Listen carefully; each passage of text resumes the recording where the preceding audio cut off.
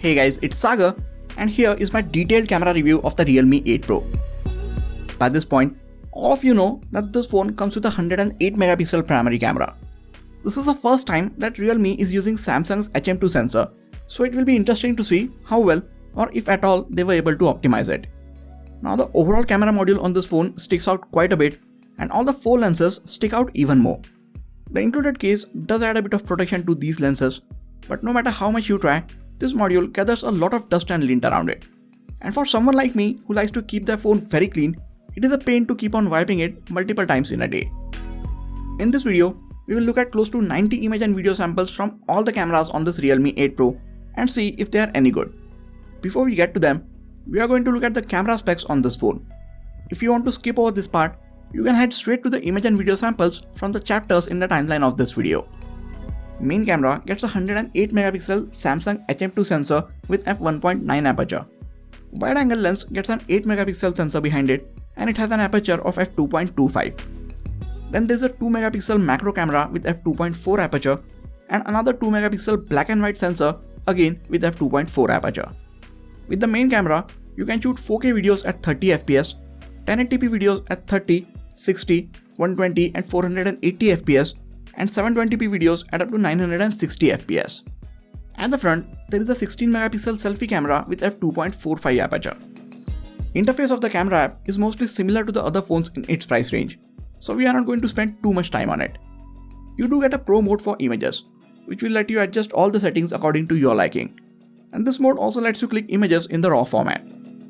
Range for ISO is from 100 to 6400, and the range for shutter speed is from 1/8000th of a second all the way up to 32 seconds. If you switch to the movie mode, you get all these settings while shooting videos as well. Now before we move on to the image and video samples, if you are new to this channel, please make sure to hit the subscribe button and the bell icon next to it. That way, YouTube will make sure you are notified when a new video goes live on this channel. Like with all our camera reviews, let us start with the images from daytime. While the main camera has a 108 megapixel sensor, by default it captures 12 megapixel images because it is combining information from 9 pixels into one much larger pixel. It is basically pixel binning, but unlike more traditional 4:1 pixel binning, this one is 9:1. What all this means is, these images capture a lot of details in them. They look pretty sharp. There was a nice bright sun when I took all these images, which might be one of the reasons why they turned out so good. All that being said, these images look detailed and all, but I kind of expected a bit more out of this huge image sensor. It might have to do something with the processor not being able to handle the data from the 108 megapixel sensor, or maybe the ISP needs a bit more tweaking so these images look slightly more detailed when you zoom in so far. In all fairness, this is the first time Realme is using this sensor, and they have just pushed out one software update to this phone since it was launched. So maybe with a bit more feedback and some time, they will push out a few software updates which will make the camera app perform even better. Don't get me wrong, I am not saying that these images are not good, just that I see potential where these images can turn out even better. I think the colors in the Realme 8 Pro's images are slightly more saturated than the actual scene. There is a slight pop or vividness in its colors, so they don't look exactly how the scene looked. But I think most people will like this, especially since most of the images that we take are shared on social media platforms, and there, images with the colors popping out gets noticed easily. If you want even more saturation added to your colors, you can turn on the AI mode. Ever since it was first introduced, all this mode does on any of the phones that I have tested so far is add a lot more saturation to the colors in your shot. I am not a big fan of this, but you can try and take a few images with and without this mode and see if you end up liking them or not. This is the same shot with the HDR turned off and on. In the shot without the HDR turned on, look at how the shadows in the trees are completely crushed, whereas with the HDR turned on, a lot of details in these shadows are brought back. It also manages the highlights better, and we can even see some of the blue sky even with the sun being in the shot. Here is another good HDR shot. You can see the sun in the background, but yet the candle in the center is not completely blacked out. You can see a lot of details in it as well. Since the HDR mode performs so well, I left it in auto for all of my shots and trusted the phone to turn it on when the situations demanded. And I wasn't disappointed. Look at how good these images turned out. When it is time to take close-up shots, it is important that the phone sets the focus on any object quickly and accurately. Realme 8 Pro can do that without any issues. As you can see, it can switch the focus from a far to near object very quickly. Thanks to this, you won't have to spend a lot of time setting the focus for close-up shots. Just walk up to your subject, point your camera at it, and click the picture. I found the main subject closest to the camera, or the one that you tapped on, is not as sharp as I would have liked it to be. Because of the big sensor, the plane of focus is very narrow, so you have to be a bit away from your subject to set the focus. And if you move even a bit, the subject might end up looking blurry. But when you take a deep breath and stay still while taking these close-up shots, they turn out very sharp. Thanks to the bigger sensor and wider aperture, the blur that you are seeing in the background is all optical. When you want to get even closer to your subject, you do get a macro lens. It is backed by a 2 megapixel sensor, so there are barely any details in these images. And on top of that, you can't even get too close to your subject. So the macro shots from this camera don't look good at all. Honestly, the 3x shots that you take with the main camera turned out better than the macro shots from this phone. So I would have to say, the macro camera on this phone is completely useless in my opinion. Speaking of details, if you want a lot more of them, you can switch to the 108 megapixel mode on the main camera.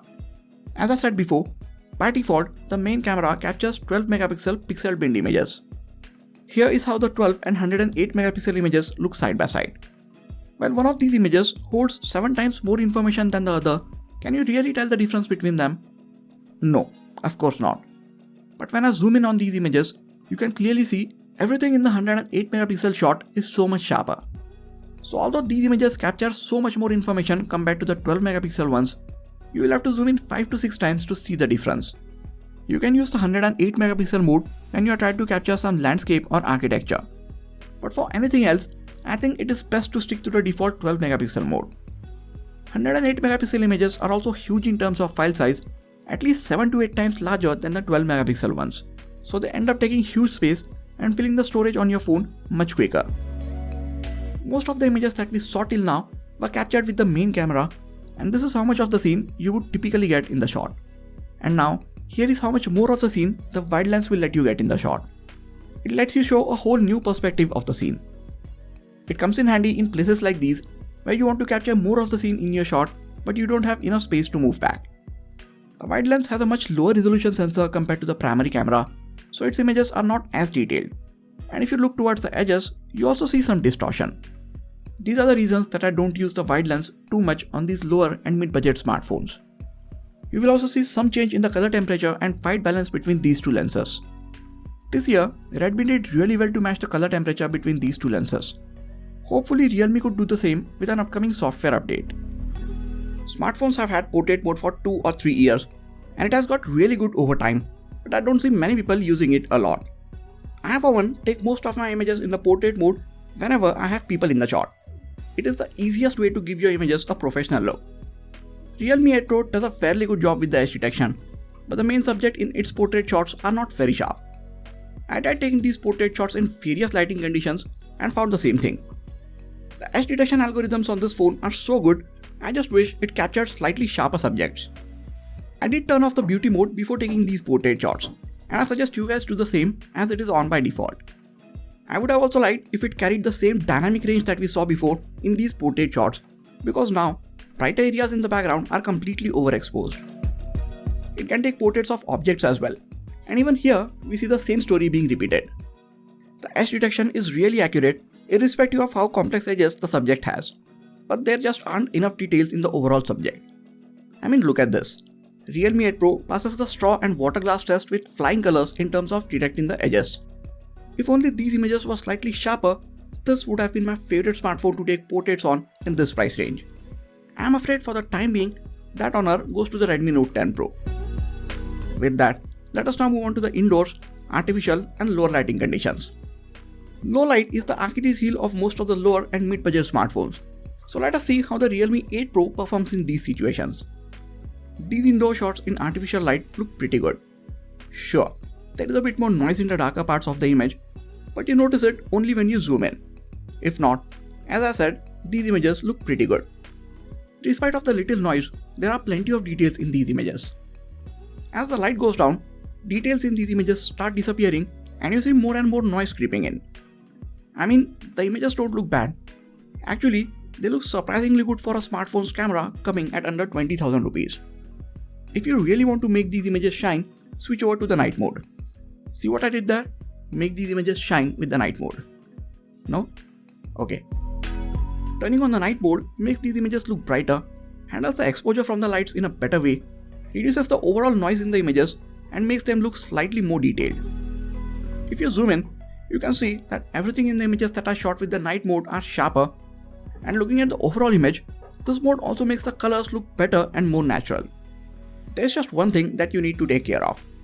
These night mode shots need a bit of extra time to capture, so after you press the shutter button, you will have to hold your phone steady in the same position for at least 2 or 3 seconds. If you don't do this, your night mode shots will be blurry and won't show nearly as many details. So the Realme 8 Pro does really well with the night mode turned on. I have a feeling that it is better in these situations than the Redmi Note 10 Pro, but I can't say that for certain right now. In my next video, I will be comparing the cameras on both these phones, so make sure to subscribe to the channel and hit the notification bell icon so you don't miss when that video goes live. With that, we come to the front-facing camera. This time, we get a 16 megapixel selfie camera, which is a huge step down from the 32 megapixel selfie camera on its predecessor. That being said, the selfies from this phone look decent. They are not as detailed as you would expect them to be, and even with the beauty mode or skin smoothing turned off, the faces are not as detailed. One good thing is, the skin tones and the overall colors look good from this front-facing camera, and with the HDR mode turned on, it seems to be handling the dynamic range pretty well. It can take portrait selfies, and the edge detection seems to be fairly accurate. It is not perfect and does miss out on detecting some of the strands of hair, but I would say it is at par with the other smartphones in this price range. These portrait selfies have same amount of details as normal selfies, but since the background is blurred out, the main subject in these shots seems to be more detailed. In certain lighting conditions, colors seem to be a bit too flat in these selfies, but I think that is something that can be easily fixed in editing. So all in all, while it is not the best selfie camera in this price range, I am mostly satisfied with the selfies that it produces in most of the bright lighting conditions. Here's a video from the front-facing camera of the Realme 8 Pro. You can see how this phone handles the overall colors of the scene, exposure, and stabilization when I am walking around with it. You can take 4K 30fps videos with the rear main camera. These videos are not stabilized, and as you can see, they look really saturated if you look at them on the screen of your computer. You can switch to 1080p 30fps videos if you want electronic stabilization. While these videos do look stable, and I'm surprised at how well it handles the dynamic range of the scene, you lose out on most of the details and sharpness that you see in the 4K videos. So you will have to decide whether you want your videos to be detailed or stabilized, because apparently you can't have both on these mid-budget smartphones. You can also shoot dual videos with this phone, and there are 3 different orientations. You can have a rectangle PIP window, a round one, or you can just split the screen in the middle and shoot like that. Now these dual videos are captured at 1080p, and even then there is no stabilization added to these videos, so be careful while you are shooting them. Now I noticed a few things while shooting videos with this phone. At times you can see a few drop frames in 4K videos, which can be very annoying if you shoot a lot of videos. Other thing is, when you start shooting videos, after a few seconds the screen becomes dim, and if you are outside, you can barely see anything on the phone. It doesn't matter you are shooting 4K or 1080p videos, and whether you are shooting these videos indoors or outdoors. It just happens. I checked the phone and it wasn't even getting warm or anything like that. So I just don't know why that is, and I would like Realme to fix it. So after looking at over 90 image and video samples, I think the cameras on this Realme 8 Pro are very good for its price range. As you saw, it can take really good images in almost all lighting conditions. I feel with software updates, if Realme can optimize it a bit, especially if they can fix the softer subjects in the portrait shots, and if the ISP can be tweaked and fine-tuned a bit to handle all the information that this massive 108 megapixel camera captures, this phone can deliver even better looking images more consistently. I'm just disappointed with the macro camera, and I have no idea what the black and white camera sensor is even doing. So if you really look at it, Realme 8 Pro would have taken just as good images if it came with 2 cameras instead of 4. So overall, Realme 8 Pro has got a really good set of cameras on its back. But is it enough to take on the likes of the Redmi Note 10 Pro and the Note 10 Pro Max? That can only be answered by putting these phones up against each other. And that is exactly what I am going to do in my next video, so make sure to check it out when it drops. These have been my thoughts, but you guys saw the images too, so what do you guys think about the cameras on this phone? Let me know in the comments. And if you guys are planning to purchase this phone, I will really appreciate if you get it from the affiliate links in the description section. That is it for this video guys. Please hit the like button if you enjoyed this video and subscribe to the channel for more quality tech videos like this. You can also check out some of the other videos from this channel. This has been Sagar and I'll catch you guys in the next video. Take care.